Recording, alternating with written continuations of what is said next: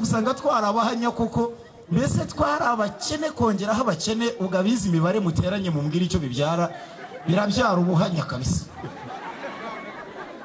Menya ubwenge rwose nzi ko iwacu hageze ijerekani mfite imyaka 14 hagera isahane mfite imyaka 14 hagera ikiyiko mfite imyaka 14 twariraga ku nkoko n'ibiryo twaryaga byitwa kera habayeho muri 83 nibwo nambaye ikabutura ya mbere yiguze 10 igiceri cy'icumi cyico gihe ikabutura hano no hasi bidasa no mu giturage ziracyabaho zirimo agashambura yeri hejuru arayinyambika ndaza njya kwiga noneho ku mutima nkajya mvuga ibintu byinshi ku mutima kibaza ariko aba bana ko batari kuza guterura noneho nkumva ndashaka ko baza guterura ariko nkabona ntibari kuza nkajya nitura hasi ngatambikiza ngasimbuka ngarama ku mutima nibareye ko nanjye ari ikabutura y'icumi.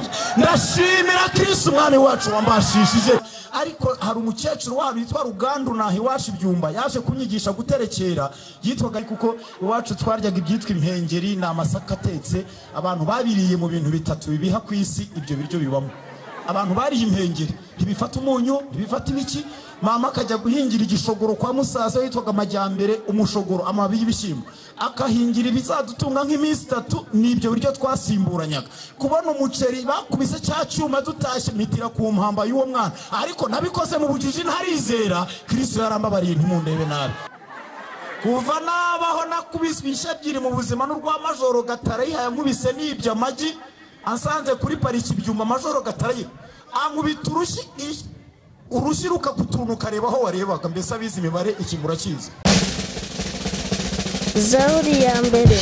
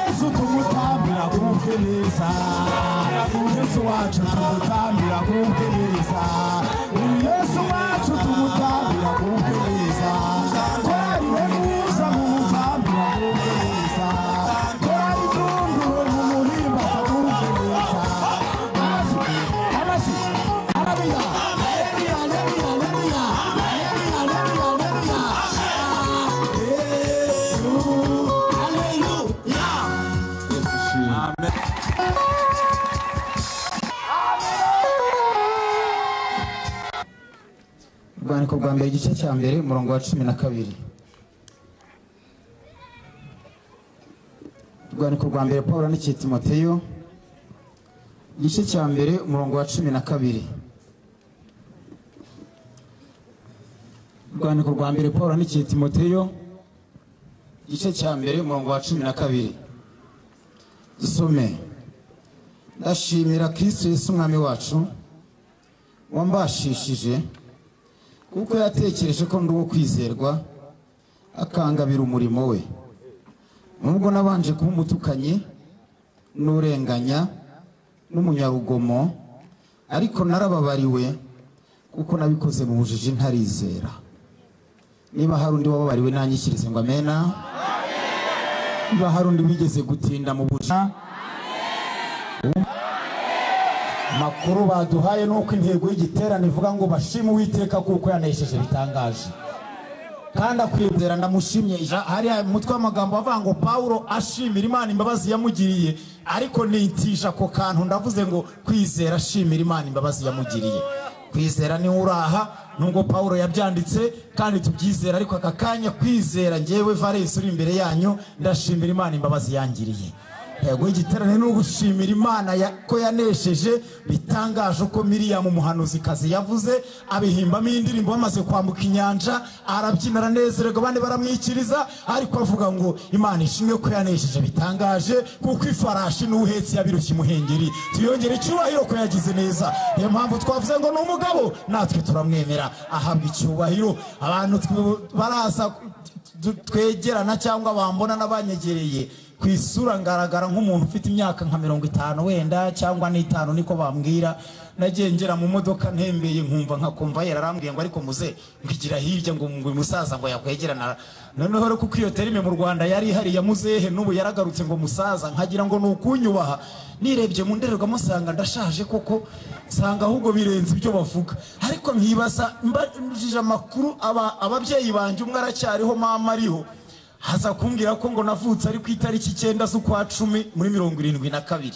umva ko kuri izo tariki ejo bundi ziragarutse mbengeze imyaka 42 yego ntago ndi mutoya ariko igarade rya muzehe ntago nari nakaryemerewe hari hasigaye gake ngo ndigereho ariko rirambereye ndi muzehe neza neza nanjye ndabyemera mu nabimpamagare ariko hari Imana yanesheje bitangaje ndashimira Kristo Yesu watekereje ko nanjye ndi uwo kwizerwa nabonye birayi ikirundi sanga iryo jambo ngo yatekereje yiravuga ngo yiyumviriye ko Haleluya ntawamuhaye igitekerezo ntawamwunguye inama we yatekereje aka kanya birongeye biramfashije yatekereje ko ndi uwo kwizerwa igihe nanjye nari ntiyizeye n'uwambyaye atanyizeye na leta y'icyo gihe itanyizeye nta muvandimwe unyizeye ariko abona ko ndi uwo kwizerwa angabira umurimo we nubwo nabanje guca hariya hose ariko narababariwe nimundebe nabi narababariwe nabikoze mu bujiji ntarizera mu bujiji hari byinshi mu bujiji hari inzira ubujiji ntibugombera ahari ngo umuntu afite diploma ashobora kuyigira akagira lisansi ariko akagira ibindi yakorera mu bujiji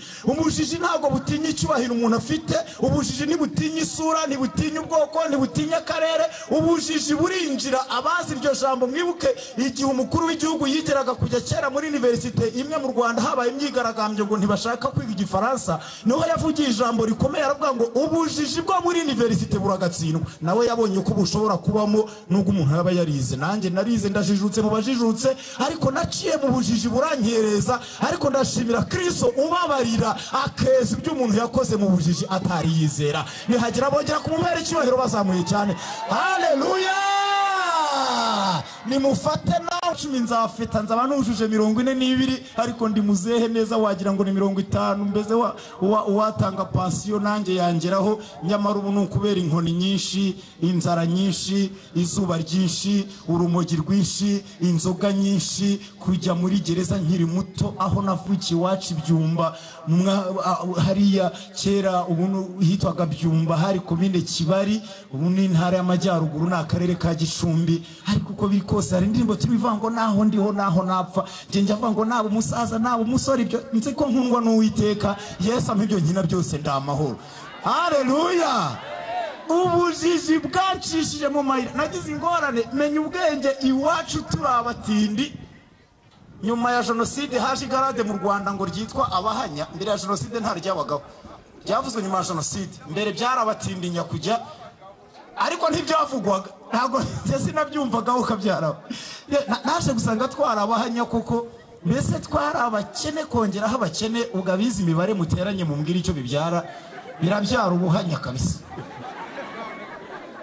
menya ubwenge rwose nzi ko iwacu hageze ijerekani mfite imyaka 14 hagera isahane mfite imyaka 14 hagera ikiyiko mfite imyaka 14 twariraga ku nkoko n'ibiryo twaryaga byitwa kera habayeho sinabona uko bivugira ahangaha muri iyi minota myinshi myiza kuriya ariko twarariye uko biri kose twabayeho burya abantu bose geste yo kurya barayikora ariko hari abantu barya natwe twararyaga uko biri kose twararyaga n'urukoma ruri ku nkoko rubabuye neza kandi ibyo ntibyatumye data adashaka abagore batatu umva nawe ubujije nubwo twari tumeze gutyo ntibyatumye adashaka abagore batatu mama yari uwa kabiri inyuma ye hari undi umwe witwa nyina Habimana ndarwose ndabaza abagore twarabanye mama ni Pasikazi hano baracyariho mu kihe cy'imyaka 74 umugore mukuru yarapfuye n'uwa gatatu yarapfuye mama ni ukiriho papa yaje gutandukana na mama nko muri za 79 aho numva natekerezaga neza inkiko zirabatandukanya turi abana 8 abahungu 4 n'abakobwa 4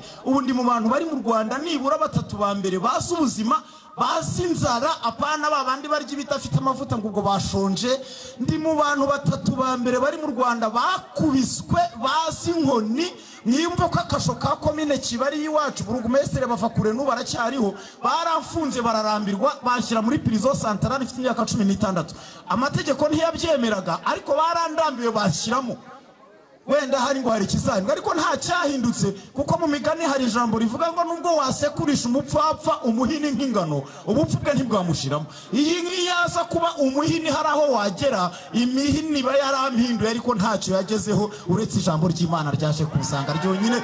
Ndashimira Kristo umwami wacu wambashishije we watekereje ko ndi uwo kwizerwa. Hari mu minsi yashize muri 2021 nari mfite akazi ka leta gacunga miliyoni 5 nkazijera neza nkazitunganya nageze aho ndizerwa. Kristo amaze kunyizera n'abantu baranyizeye. Haleluya. Kandi icyo gihe iyo nacaga mu murimo w'ibigori baravugaga bati kuva kwizera hanyuze nta bigori biri busigare. Nta wanyizeraga muri segiteri Rubona, nta wanyizeraga muri komine Kibari, ariko Kristo amare kunyizera n'abantu baranyizera mpabwa akazi 2021 natungaga miliyoni 5 za leta kandi nkazitunganya neza ndinda sezererwa ku kazi nta gisebo ndagira. Kristo amaze kunyizera n'abantu babona kunyizera. Ariko nigeze kwaho nanjye ntiyizeye ubuzima bw'iwacu bwanshishije mu mayira ntabona umwanya wo kuvuga.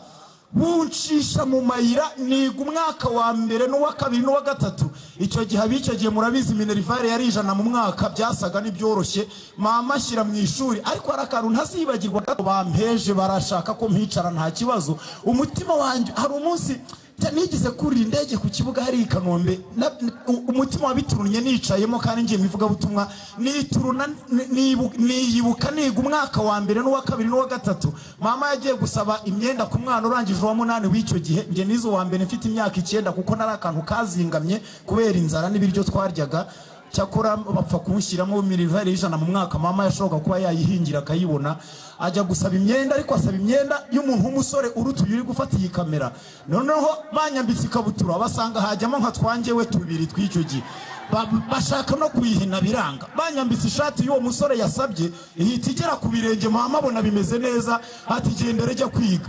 Ngeze mu wa mbere sangamo abandi bana babiri bari babyambaye umwe yarapfuye undi aracyariho. Niga umwaka wa mbere n'uwa kabiri. Ibi nabibwiye umunyamakuru kuri radio imwe mu Burundi ararira amarira amanuka ahangaha ndamubwira nturabona ko nambaye neza ati ariko ubu nize umwaka wa mbere n'uwa kabiri nambaye ishati yonyine nta kandi kantu karimo imbere. Ndiga uwa mbere uwa kabiri nubwo iwacu hari inzara ariko Imana iduha ubwenge mu ishuri. Abantu biwacu twagiraga ubwenge n'ubu mukuru wanjye nkurikira arangije Butare mushiki wacu wabucura n'umuganga n'abandi bose ndakora muri Soresi twese tumeze neza nanjye murabona ko ntacyo mbaye.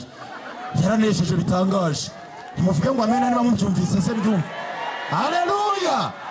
Ngo muzi ko mu mwaka wa mbere umukino wa mbere baheragaho n'uwitwa Gatambaro kandi position abarakurupa nyine murabizi namwe.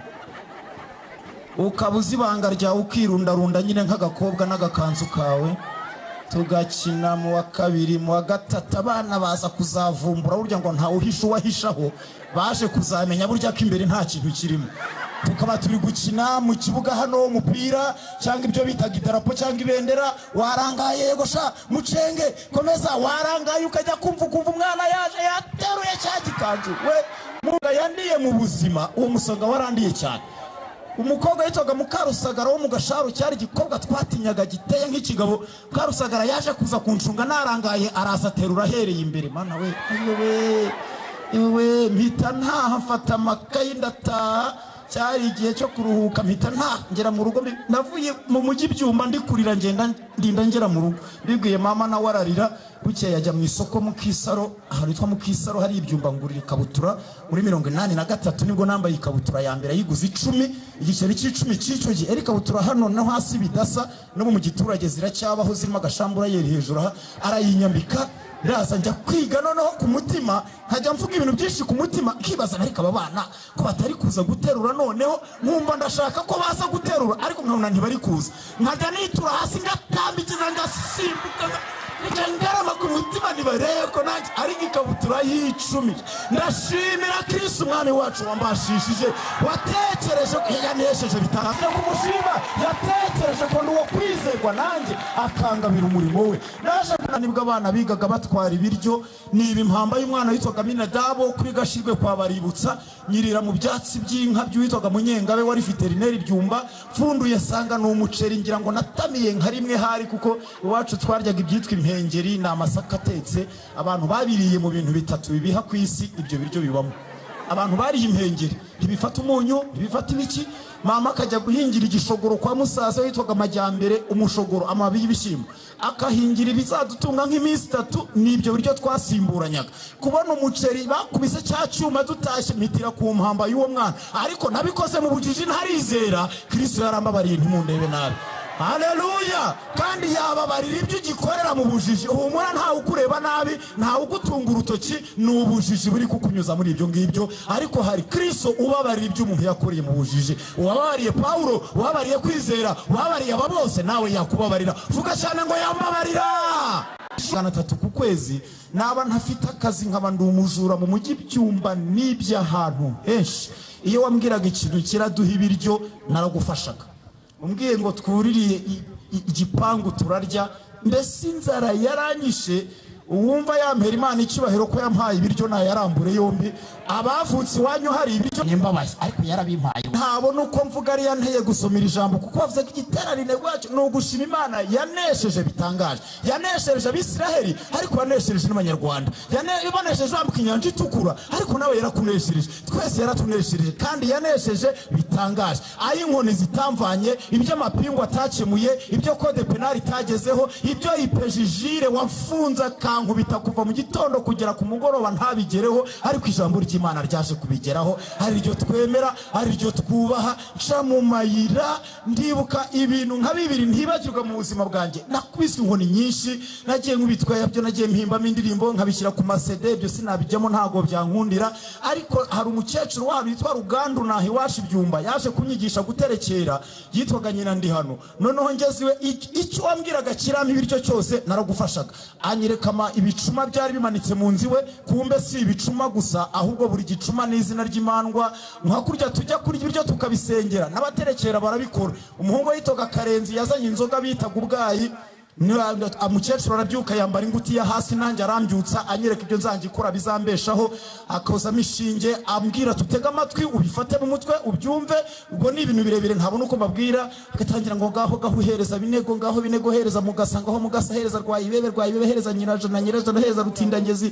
Agenda akoza hose abihereza rutindangezi hereza akanyamanza kabizenguruka. Yaranza ngo ngugu bwayi bwa Karenzi, inzoga tukabona kuyinywa, tukaba turayisengeye nuko twasengaga. Ariko ndashimira Kristo wigisha abantu gusenga. Yatekereje ko ndi uwo kwizerwa, akangabira umurimo we. Uwo mukecuru nyuma y'ibyo yaje kunyigisha, kuko biriya bintu by'abadayimoni nubwo nino mu Gisaka bihaba n'Ijarama n'abarya bitwaga Bamere, amakuru yabo ndayazi. Ariko intandaro yabyo ry'ibyumba naho hari igicumbi cyane, kuko hari byinshi nagiye ncamo nshaka ubuzima. Nabonye aho bashyira igicuma mu nzira nka hano kikagenda, kandi ari ahantu hatanacuramye kikitwara. Iryo banga ryacyo ndabizi, ariko umwanya ni mwiza urakwiriye.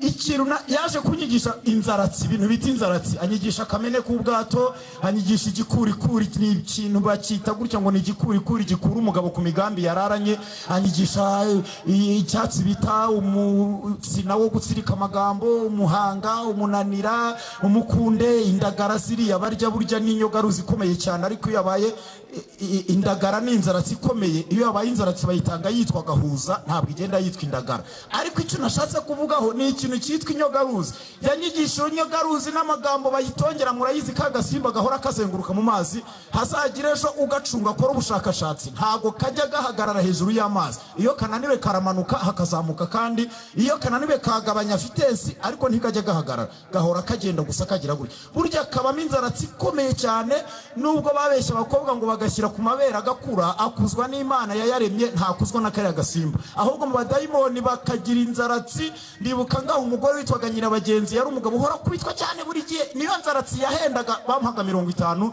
ibindi byabaga ari 10, 20, 30. Ariko inyogaruzi yarahendaga ari 50 y'icyo gihe. Nagutumye, ndagutegetse, ndagutongeye, n'ibigambo byinshi. Uko wirwa uzenguruka mu mazi, abari ku mugabo azajya ahora nzengurukaho. Uwo munsi yaramukubise aranamwirukana. Dore inzaratsi zikora n'izi ngizi. Ndashimira Kristo umwami wacu watekereje ko ndi uwo kwizerwa, akangabira umurimo. Nta kindi kibaho uretse icyo wasanga hacyonyine. Ntabwo nzibagirwa umunsi nanyweye urumogi n'uwitwaga Imana. Ibi byose mubona bishuka abantu ibyo byabareteta na bya Muriture mwe n'akanyanga ibageraho ikayonza yavuye iwacu ho yengerwa ikiyombe twe yatugeragaho ikiri nzima ikiroruje nari nk'abaswa ku byatsi bigashya. Mwebwe basanga hano bayifunguye burya turukiriya bafungura mwe munywa ibizi ntayo munywa. Twe twayinywaga ikivaho yengerwa basuka ku byatsi bigashya. Habonaga Kigali ngo ikigage cyiza cy'ibyumba cyari ikigage wanywaga ukambara ijipo ukambara isutiye ukumva ufite amabere kandi ari ikigage wanyweye. Ibyo mbibamo byose mbyiba nkabibona ariko Kristo abinkuramo kugira ngo azambyaze umusaruro nzahagarare ku iyi podium. Hari inzoga yitwaga kwete yavaga mu Mugande umunsi umwe narayinyweye ndi muri village Rumuri harimo indaya yitwaga Neza cyari ikigore kizamutse nk'ikigabo gifite imfundiko cyari kiraya cy'abantu bakinaga muri zebure kera ba Mwange na ba jene kwete maze kuyihaga inzoga noneho bya bindi mwita ngo ni swingimba ndaswingaraye koko bibaswingika nabi rero kwete iranyongoza kandi ndakantu k'amafuti kambaye bwa pantaro bafungiraga ha n'ubwitwaga rokoke no kugenda uzunguza gakufi bigezweho n'ubukweto bwaguraga ijana bukomeye munsi nzi imbere ya Kaneza ari kwete inyongoje nkuko bakabaka bivuze ni ijambo ry'igiswahili baba bavuze nabi riva ku kuongoza kuyobora ariko baravuga ngo ruranyongoza burya babivuze nabi ariko reka mbyitize gutyo iranyongoza koko nzi imbere ye mubwira amagambo Kaneza nkubiturushye iwacu mu rukiga turavuga ngo yanteroruhi Kaneza yanteroruhi mushisha Kaneza yankubise urushyi runuru na tuwasa 60 dogiri kuva nabaho nakubiswe ishabyiri mu buzima n'urwa majoro Gatare yankubise nibya amagi ansanze kuri pariki byuma majoro Gatare ankubita urushyi rukakutunuka reba aho warebaga mbese abizi imibare ikimura cyiza rumwe gusa nirwo rwamariye imisaya rero wenda yari kungana nk'iya pasiteri hariya hakurya nishizayimaze ntimugireho. Ndashimira Kristo wamashishije yaranesheje bitangaje. Haleluya. Munsi umwe maze guhagura umogi umuntu witwaga Imana nawe waramuswingitse abapolisi baje kudufata turihisha ntibatubona Imana akora mu mifuka akajya agenda basanga ari gusa urumogi rero ndagusengeye ntukarumwe iyaba warurekaga aho rukwerekeza uzahabona Imana aho kwihisha aho gagenda basanga ngo dore baba master ndakaswe agenda seka niba yararebaga akabona ari nk'uduhene yabonaga ari ngiki ariko hari Kristo Yesu bohura umwana w'Imana uyu niwe twahuriye mu ruhengeri ku itariki 13 z'ukwezi kwa 4 ubwo narotaga inzozi nari namaze noneho kuzamuka narabaye umusore muri yanzira yo gushaka ibiryo icyo gihe naje gushaka uburyo najya mu gisirikare kandi ntarize igisirikare cy'icyo gihe cyari kigoye kubona demande d'engagement byari bigoye pompage ngatsinda abudomino ngatsinda kwiruka ngatsinda ariko igifaransa kikananira mutekereze ko rimwe umuntu wangajaga yaraje muri stade byumba aratubwira ngo ngiye kubaha digite ngo ndabadigita ngo ndavuga rimwe ngo sinsubiramo kubera amashuri yanjye yararinganiye nibyo arahagarara ngo muriteguye tutiyego ngo pour coiffure-vous être militaire ngewe go y'amashuri yanjye nanjye ndandika ngo pour coiffure-vous être militaire bampabiri kuri 20 kumba bandi nugusubiza nanjye nandukura gutyo ariko igisirikare nkora amanyanga nshaka diregiteri nabonye diregiteri hari wowe kabyara wewe nabonye ukizwe himbaza Imana neza ubicyo gihe namuhaye primus ebyira mpa certificate amanota 80 nangahe yuko narangije ariko ntabyo nize certificate mba ndayibonye ninaga mu gisirikare cy'icyo gihe mba ndakibonye sanga mibiryo nashakaga sanga minyama ndarambuka mera ubwanwa mbambaye umusirikare muri 90 noneho mba ndakomeye musigura 75 haba hagiye kwizera nguwo muri Zodiac mu ruhengeri nguwo mu kabari sympathique Kigali nayiti Kigali ngisi nkumi ngaho pu harabaye ntiyakabe ndashimira Kristo Yesu umwami wacu wambashishije watekereje ko nguwo kwizera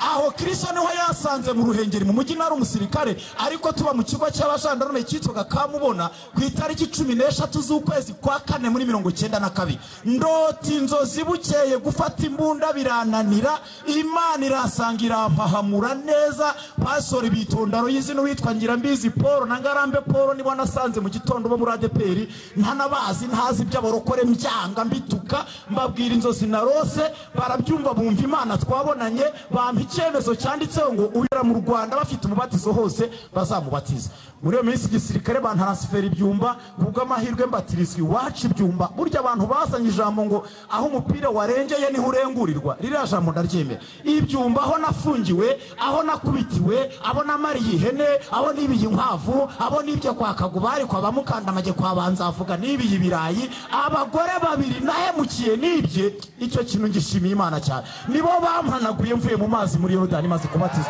hari abarokore babiri nahemukiye nibo bampanaguye n'amasume mvuye mu mazi muri Yorodani mbatizwa na pastor Kiza ku mutima umanza baravugaga bati kuva kwizera yakijijwe ibigori bizera neza ibirayi bizera rubanda bararuhutse bararirimba kandi ubwo ndi n'umusirikare ariko Imana magakiza Imana ibona ko hari biryo ntari nabihaga igisirikare cy'icyo gihe kiba gicuye igihe murabizi iyo situation murayizi ariko Imana imona sindahaga ihita inyishirira no muri iki ngiki nacyo nkivuyemo 2001 ndakomeza ndanyunyuza ubu igisirikare nkivamo muri 2001 ariko rero ukivamo ntikikuvamo mwitonde tasasanye nkubisinziriye ukagira ngo itoreye isaki kurana kivuyemo muri 2001 ntabwo nari umusirikare muri RDF kiraperi nabwo ndakora ndakomeza ndabanza ndarya ndaruhuka neza ndatuza ariko kugeza uyu munsi kuva itariki 19 z'ukwezi kwa gatanu mbatizwa mu mazi menshi mbatizwa mu mwuka wera ku itariki ya mbere z'ukwa 19 guhera uwo munsi Imana ibana nanjye irankomeza impaye agaciro impaye icyubahiro impaye ubugingo iranyerekeza imbere haraho mvuye hari naho ngiye rero Imana icyubahiro hari Imana rero yanesha ijambo riherekeza wabwere ngaje kandi farashi n'ubuhetse wabiroshye muhengeri ibyawe nta wabivuga ngo birangire data kandi koko bikwiye komeza kuvugwa jambo ngo tuzabibwira abana bacu n'abazabibwira babo bimenyekane kugezwa Kristo azagaruka komeza kuganza muri iki giterane ugicerewe mu nzira ngizi naciyemo ukiri muri buriya bujiji uko yabasa kose uko yabaresha kose yiringa Imana umwuka we wera aciye muri ubu buhamya hagira icyo bimubwira hagira icyo bihindura kandi bigeraho bitumye turagushimye ko wanesheje bitangaje komeza nawe umuneshereze data wanesheje abisiraheli nanjye ukaneshereza nawe wamuneshereza aka kanya twirukanye imyuka bijyana abantu mu bujiji twirukanye abadayimoni bajyana abantu mu bujiji data ijambo ryo rikaze kandi ryime ukomeze ku bantu turakwizeye mu izina rya Yesu Kristo wacu amen komera Imana amashimishe Zaburi ya mbere